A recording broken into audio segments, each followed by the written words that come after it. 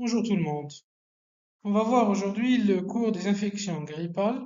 C'est un cours qui est complémentaire à celui des viroses respiratoires émergentes. Il y aura beaucoup de points en commun, comme vous allez le voir. Mais il y aura quand même des particularités puisque les infections grippales sont les plus fréquentes des infections virales. Euh, et c'est vrai qu'il y a des mutations antigéniques quasiment annuelles, mais avec des changements vraiment importants qui s'opèrent principalement une fois chaque 5 à 10 ans, où on aura vraiment une bonne épidémie de grippe avec un grand changement. Mais généralement, chaque année, il y a de petits changements au niveau du virus. Bon, la grippe, elle est due au virus Myxovirus influenzae A et B et C, évoluant sous forme de grandes pandémies entrecoupées de petites épidémies saisonnières localisées. Et donc, la gravité varie en fonction de l'épidémiologie, bien sûr. Donc, ce tableau essaye de regrouper les infections respiratoires virales et par syndrome, d'accord, par syndrome. Et la grippe, c'est principalement les influenzés, le, le, le A et le B, sachant que l'influenza, il peut donner aussi des bronchiolites, il peut donner des bronchites aiguës, il peut donner aussi des rhumes et des rhinites, c'est principalement l'influenza C. Et donc, c'est pas vraiment une science exacte, d'accord? Mais c'est un tableau important à connaître. Chaque virus va avoir certaines caractéristiques. Vous le savez, le temps de latence, la période d'infection, de contagiosité, le mécanisme de transmission et la virulence du virus. Le virus de la grippe, il a une latence de quelques jours, hein, 3 jours, une période d'infection qui généralement ne dépasse pas les 5 jours, et un mécanisme de transmission qui est principalement aéroporté. C'est par les gouttelettes qu'on expire en parlant, en toussant, en respirant, généralement dans des espaces clos, puisque ça reste un virus assez fragile devant les rayons ultraviolets du soleil et tout. Donc c'est généralement des espaces clos, pas exposés au soleil. La virulence du virus, elle est un petit peu, elle n'est pas si importante que ça, à moins de 0,1%, on l'a vu. Euh, mais on a quand même un certain pourcentage de cas de grippe grave. L'importance du RT et du RZO, on a vu ça dans le cours des virus respiratoires, c'est le taux de reproduction, de progression d'un virus. Et le virus de la grippe est 2 fois moins contaminant que le virus du Covid. Concernant la contagiosité, la grippe se situe à entre 1,5 à 3 personnes contaminées pour chaque cas de grippe. Et pour la sévérité, euh, la virulence, c'est l'un des virus les moins sévères. C'est 0,1% de cas fatal. Son problème, c'est le nombre de cas qui sont malades. Ça touche tellement de gens qu'on se retrouve quand même avec des centaines de milliers, voire de millions de décès par an. Donc, c'est une infection respiratoire aiguë due au myxovirus influenzae. Euh, donc, on peut avoir un syndrome grippal euh, qui est assez commun entre plusieurs virus, qui va se circuler principalement en automne et jusqu'à la fin de l'hiver. Ce syndrome grippal peut être dû à plusieurs virus. Ce n'est pas la grippe. Si c'est pas l'influenza, c'est pas la grippe, c'est un syndrome grippe. Et donc, comme on a dit, malgré que c'est une affection qui est généralement bénigne, sauf s'il y a vraiment une charge virale importante, ou bien c'est un sujet qui a d'autres comorbidités, notamment cardiaques, respiratoires, ou simplement qui est âgé, ça reste en termes statistiques l'une des maladies les plus mortelles pour l'homme, justement parce qu'elle touche tellement de personnes que malgré que les cas graves soient représentent un pourcentage assez limité, mais ça reste en termes de statistiques des millions de personnes par an de décès. L'agent pathogène, c'est l'influenza, on l'a dit, c'est un virus ARN, simple brin de polarité négative. Ces virus appartiennent à la famille des orthomyxovirus qui regroupent les virus influencés de type A et B et C. C'est principalement le type A qui est responsable d'épidémie, puisqu'il a beaucoup de mutations. On peut isoler le A chez l'homme et dans plusieurs espèces animales. Le B et le C sont presque exclusivement humains. On ne les trouve pas chez les autres animaux.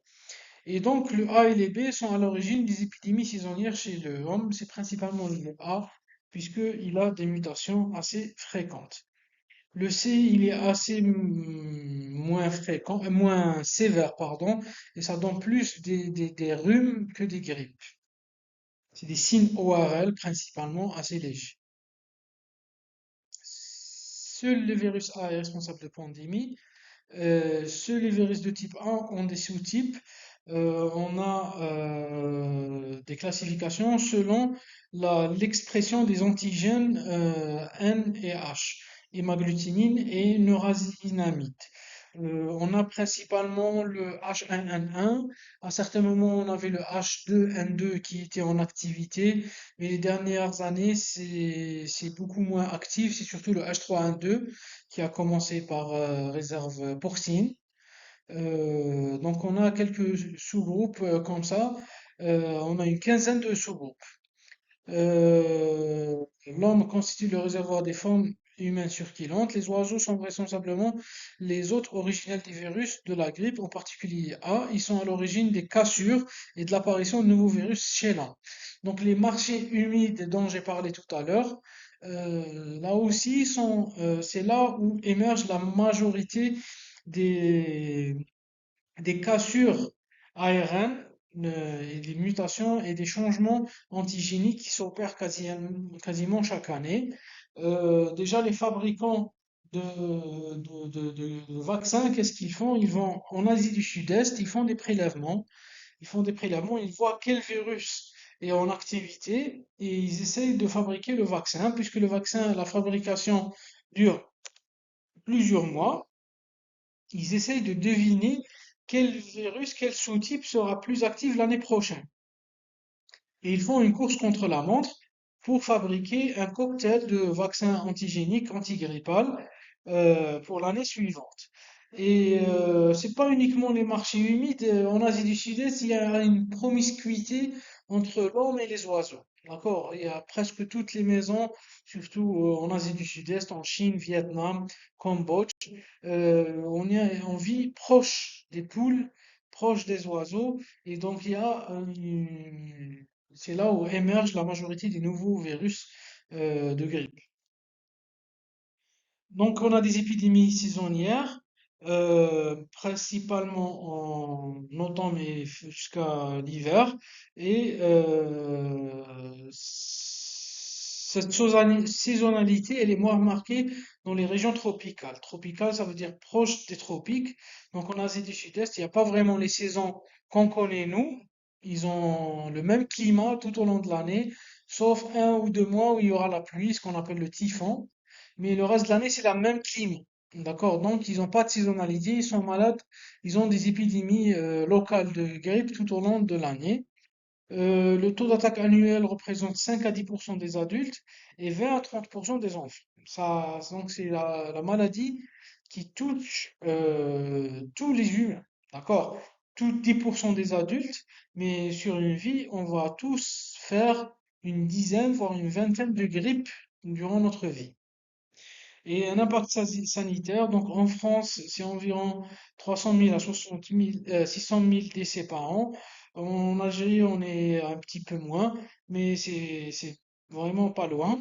On n'a pas de chiffres à vous transmettre, mais c'est environ ça, un demi-million de décès dans le monde, dans l'Algérie, pardon, un demi-million de décès. C'est c'est C'est les décès des sujets âgés, hein. C'est les décès des sujets âgés, puisque chez nous, quand quelqu'un décède, un sujet âgé, يقول لك موتة تاع ربي. Alors que généralement, c'est des sujets immunodéprimés qui vont prendre un virus parce qu'ils ont été visités par un neveu, par un petit-fils, qui leur a ramené un virus qu'ils ne peuvent pas lutter contre. Et on a des pandémies mondiales de sous-type avec un changement majeur. Environ chaque 10 à 40 ans, on a dit que les dernières années, chez chaque 10 ans maximum, il n'y a plus de pandémie chaque 40 ans. Et tellement il y a des facteurs dont on a parlé, l'hyperurbanisation, le rapprochement des villes, le rapprochement du transport. Donc ça donne qu'il y a des pandémies quasiment chaque 5 à 10 ans et non plus chaque 40 ans comme c'était avant. Ça, ce schéma essaye de résumer l'histoire des pandémies mondiales de virus. Il y a la grippe espagnole qui a été responsable de centaines de millions de décès. On dit qu'un cinquième de l'humanité est décédé suite à cette grippe. Et après, il y avait chaque 20 ans à peu près une pandémie en pleine Deuxième Guerre mondiale. Euh, il y a eu la grippe asiatique qui a aussi tué, pardon, plusieurs millions de personnes. La grippe oncogaise, c'était moins d'un million de décès. Et ça se rapproche, ça se rapproche. On a eu des infections notables. Et on a eu la grippe porcine. Peut-être vous êtes jeune, vous vous en rappelez pas. C'était un mini Covid en 2009. Ça a touché toute la planète. C'était une grippe assez sévère.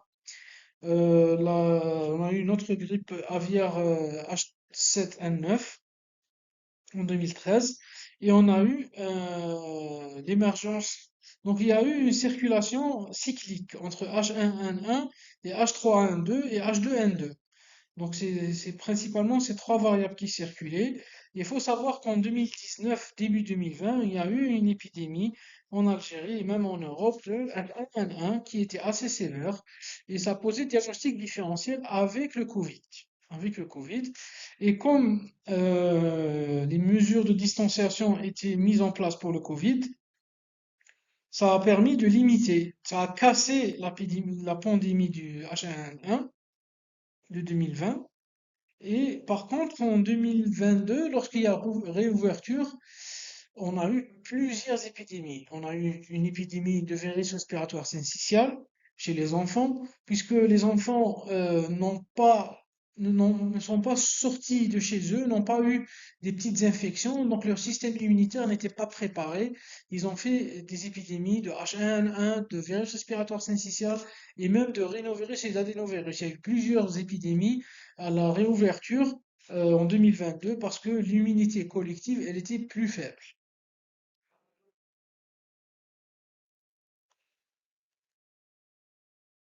Bon, ce tableau, et vous allez le revoir probablement dans le cours des pneumopathies bactériennes.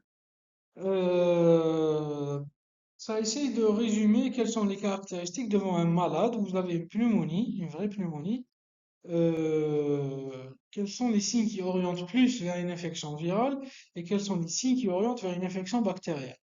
La virale, elle est plus progressive par rapport à la bactérienne et avec des symptômes qui sont un petit peu moins sévères. Donc même la fièvre, elle va pas monter à 40 en plateau, ça va être des pics généralement qui dépassent pas les 39,5, 39,8. Même pour les symptômes, ça va se focaliser sur de la toux et c'est des signes ORL, des écoulements nasaux, des signes O, d'accord? Donc moins de douleur thoracique, moins de pointes de côté, moins d'expectoration et autres.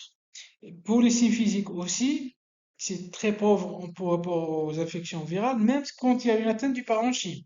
D'accord? Donc le cours, ici, c'est les infections grippales. Donc parfois, il y a une atteinte du parenchyme, parfois, il n'y a pas d'atteinte de parenchyme. Parfois, c'est juste une bronchite aiguë, c'est juste les bronches. Et parfois, c'est une infection du parenchyme. Donc ça, c'est une vraie pneumonie infectieuse. Et même lorsqu'il y a une atteinte du parenchyme, l'examen physique reste assez pauvre. Alors que pour l'infection bactérienne, lorsqu'elle est sévère, il y aura une condensation, il y aura une augmentation du transmission des vibrations vocales, il y aura une matité. Pour la biologie aussi, il y aura une hyperleucocytose, alors que pour la virale, il y aura une leukoneutropénie. Mais c'est pas systématique, d'accord? C'est pas un signe obligatoire ou systématique. Pour la radio, pour la bactérienne, souvent il y aura un syndrome alvéolaire systématisé. Vous allez le voir. Bon, alvéolaire systématisé, c'est surtout pour le pneumocoque. Mais même d'autres bactéries, oui, bon, ça dépend. Il y a des pneumonies bactériennes atypiques, la légionellose, ça va avoir un autre aspect. Pour la virale, c'est des opacités illifuges non systématisées. Un infiltrat hétérogène, ça ressemble à une pneumopathie atypique. Disons que une pneumonie légionelleuse bactérienne ressemble à une pneumonie virale. On va avoir une atteinte moins systématisée, non systématisée, donc ça se limite pas à un seul lobe. L'infiltrat, il n'est pas homogène, il est hétérogène, donc c'est inhomogène. Et on aura l'impression qu'il y a une atteinte interstitielle. D'accord? C'est pas une condensation, tout n'est pas blanc, c'est du gris avec différents degrés de gris. Ce tableau, vous le connaissez, il essaie de comparer les symptômes du plus fréquent au moins fréquent par rapport à virus du Covid. La grippe, c'est le cold, et le flu, c'est le rhume. Et donc ça, c'est les symptômes. Donc pour la grippe, c'est surtout de la fièvre, de la toux, de la fatigue, des douleurs, des myalgies, des céphalées et de la perte de l'appétit et moins fréquemment de la dyspnée, d'autres gènes respiratoires, des signes ORL, congestion nasale, écoulement nasal, douleur au niveau de la gorge et de la diarrhée plus ou moins. Ce schéma aussi, vous le connaissez. Donc, la grippe, elle est plus ou moins rapide par rapport aux autres infections virales, mais pas aussi rapide que les infections bactériennes. Après, on passe à la grippe compliquée. La grippe compliquée, c'est ça qui rend la chose importante. D'accord? S'il y avait que la grippe simple, ça serait presque inutile de faire un cours. Mais la grippe compliquée, c'est ça qui va nous donner la morbidité de la chose. Elle est observée dans toutes les tranches d'âge, c'est pas uniquement les sujets âgés, mais généralement il y a un terrain, il y a une morbidité, soit respiratoire, soit cardiaque, soit diabète. Et ce n'est pas uniquement le virus influenzé qui va donner ça. Euh, il y aura aussi des surinfections staphylocoque, hémophilus, streptocoque qui vont s'implémenter, s'installer, se greffer sur cette infection virale. Donc il y aura une surinfection bronchopulmonaire, accentuation de la toux purulente, apparition d'un foyer de pneumopathie, survenue d'un abcès pulmonaire, c'est pas systématique mais ça peut se voir. Et on peut aussi avoir des pleurésies purulentes, c'est pas systématique, je le redis, c'est des complications possibles. Ça c'est la grippe compliquée, c'est parmi les complications possibles. Euh, Infection des voies aériennes hautes, ça peut donner des otites, ça peut donner des sinusites, surtout chez l'enfant. 30% des enfants développent des otites moyennes et aiguës, atteignant 60% de ceux ayant déjà eu une otite. C'est surtout par contamination via la trompe de Stache. Pic de fréquence chez les enfants de 6 mois à 12 mois. Et le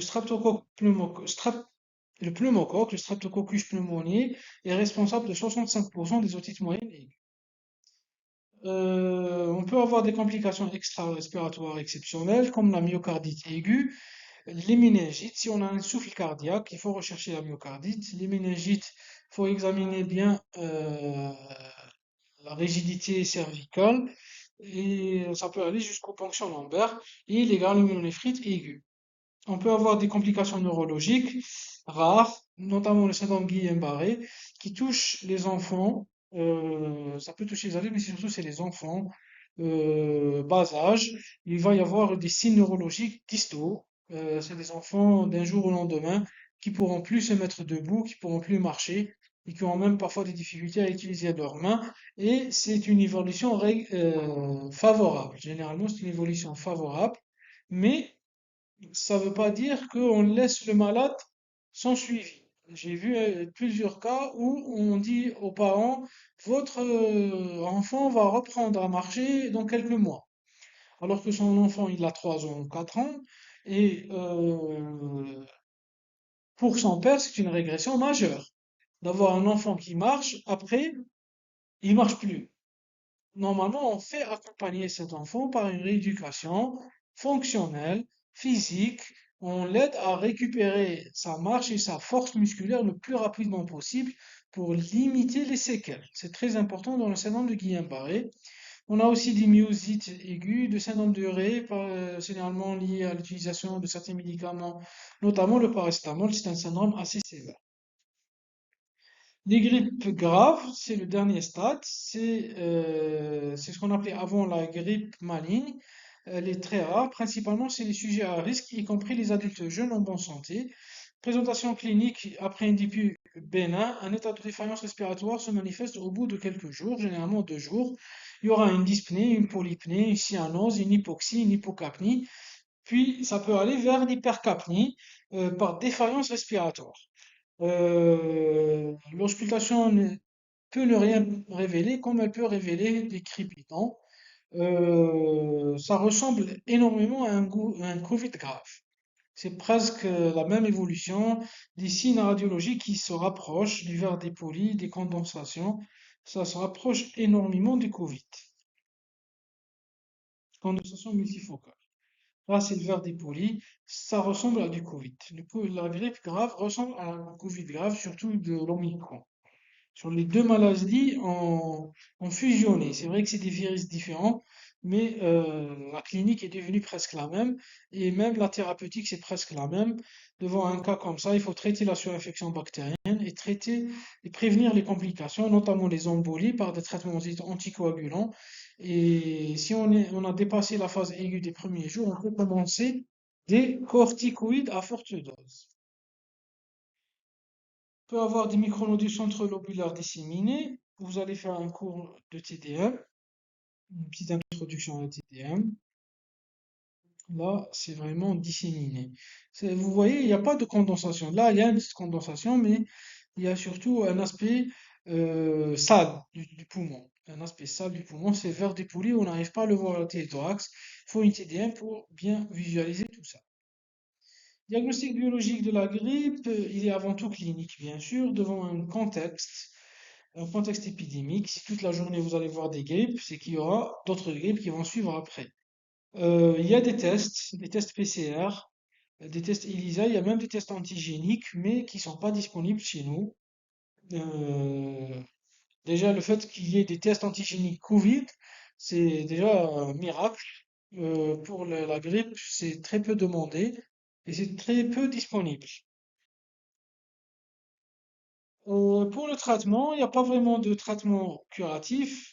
On a des molécules qui essayent, qui ont eu la même autorisation de mise dans le marché, notamment le Tamiflu et la Montadine, qui ont beaucoup d'effets secondaires et qui n'ont pas d'efficacité extraordinaire, mais ils sont commercialisés dans les pays développés, qui ne sont pas commercialisés chez nous. Donc nous, on se focalise surtout sur le traitement symptomatique, le repos, les antipyrétiques, les antalgiques, l'apport hydrique, les antidépressifs uniquement chez les sujets jeunes, puisque chez les sujets âgés, on risque d'aggraver l'accumulation de sécrétions au niveau des branches et on va provoquer des pneumonies encore plus sévères. S'il y a une surinfection bactérienne, il faut traiter. On va commencer par l'amoxicilline A, pénicilline A, pardon, c'est l'amoxicilline, associée à l'acide clavulanique s'il y a un terrain.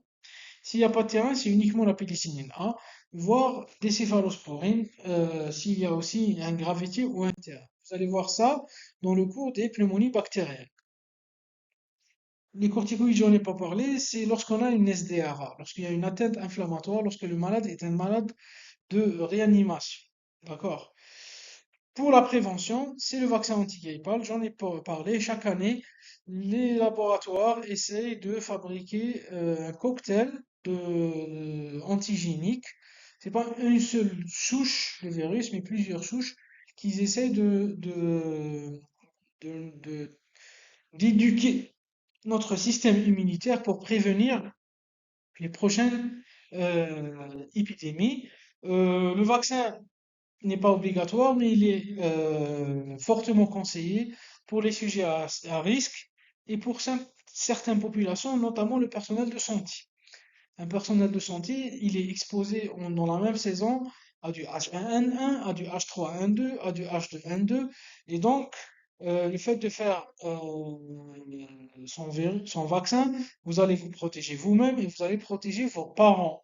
Et autre conseil, c'est le port de bavettes et le port de masques propres au niveau des urgences, surtout en temps d'épidémie. C'est pour protéger vos parents et vous protéger vous-même. Vous n'allez pas prendre du virus tout chaud à la maison, juste après une garde ou juste après une consultation.